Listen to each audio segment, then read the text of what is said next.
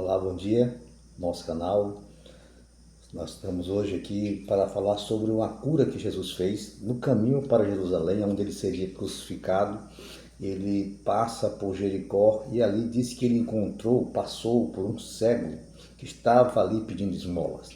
Esse cego, ouvindo o alvoroço que estava ali passando pelaquela rua, pergunta: o que está acontecendo? E eles dizem: é Jesus que está passando, Jesus de Nazaré. E ele começa a gritar: Jesus, filho de Davi, tem compaixão de mim. E o povo manda que ele pare de gritar. É interessante isso, para de gritar, rapaz. Por quê? Por que seria isso? Por que mandar ele parar de gritar para que Jesus não ouvisse? Jesus estava indo para Jerusalém e já havia rumores que ele iria entrar e que a multidão iria tentar aclamá-lo como rei, como aconteceu com aquelas palmeiras, dando hosana a Deus nas alturas, quando eles entram em Jerusalém montado no jumentinho. Então, não queriam que gritasse que era Jesus para que as autoridades não ficassem sabendo que Jesus estava indo a caminho para ali, para Jerusalém.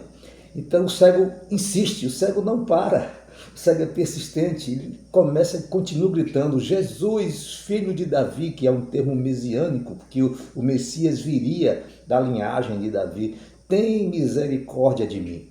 E o povo mandava ele parar: para, rapaz, para de gritar, para de chamar a Jesus. E ele continuava: Jesus, filho de Davi, tem misericórdia de mim. Jesus, ouvindo, para de andar, para atender aquele homem cego.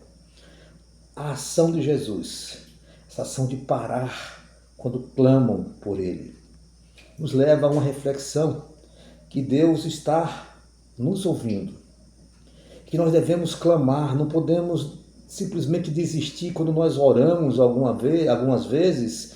Eu orei, mas Deus não me atendeu. Continue orando, sendo insistente, persistente. Deus vai ouvir a tua oração. Não que Ele não esteja dando atenção, mas Deus vai dar atenção no momento certo para o teu pedido. Jesus parou e mandou buscar aquele homem cego. E foram e o trouxeram. E Jesus faz uma pergunta para aquele homem: o que tu queres que eu te faça? Você já parou para pensar que muitas vezes nós ficamos pedindo tantas coisas a Deus, coisas que talvez não sejam necessárias em nossas vidas, talvez coisas que nós não precisamos, mas nós simplesmente queremos porque invejamos os outros? O irmão fulano de tal, o meu parente tal tem isso e eu não tenho, por que eu não tenho? E queremos ter porque os outros têm, como sinônimo de status, sinônimo de querer ser alguma coisa, né? Então, Jesus pergunta: o que queres que eu te faça? E aquele homem lhe dá uma resposta a Jesus interessante e importantíssima: que eu torne a ver.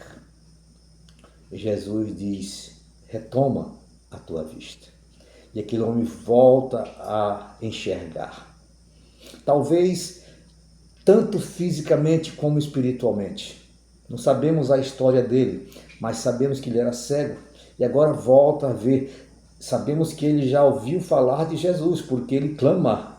Quando ele pergunta quem está passando, que alvoroço era aquele, dizem que era Jesus.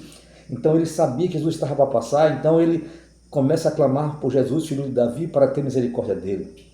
Então esse homem tinha uma fé. Ele já tinha fé no coração, mesmo sem enxergar fisicamente, biologicamente. E agora os seus olhos são abertos, tanto fisicamente como espiritualmente. E o texto diz que ele dá glórias a Deus e segue a Jesus. Seguiu a Jesus. Queridos, isso é muito importante, porque muitas vezes nós recebemos um milagre, uma bênção, como muitos chamam, e nós simplesmente recebemos, mas nós não seguimos a Jesus. Nós somos às vezes gratos: eu agradeço a Deus, Deus fez isso, mas nós não seguimos a Jesus. E Jesus quer que nós venhamos a segui-lo, reconhecê-lo como Senhor e Salvador das nossas vidas. E viemos a segui-lo, fazer a vontade dele em nossas vidas. Ou seja, qual é a vontade de Deus? Que nós reconhecemos Jesus como Senhor e Salvador e nós venhamos a viver de acordo com os padrões e princípios que Deus estabelece, amando, respeitando, sendo hospitaleiros, perdoando, pedindo perdão, reconhecendo que somos pecadores e não nos exaltando, vivendo uma vida buscando a santidade, ou seja, uma vida de separação do mundo.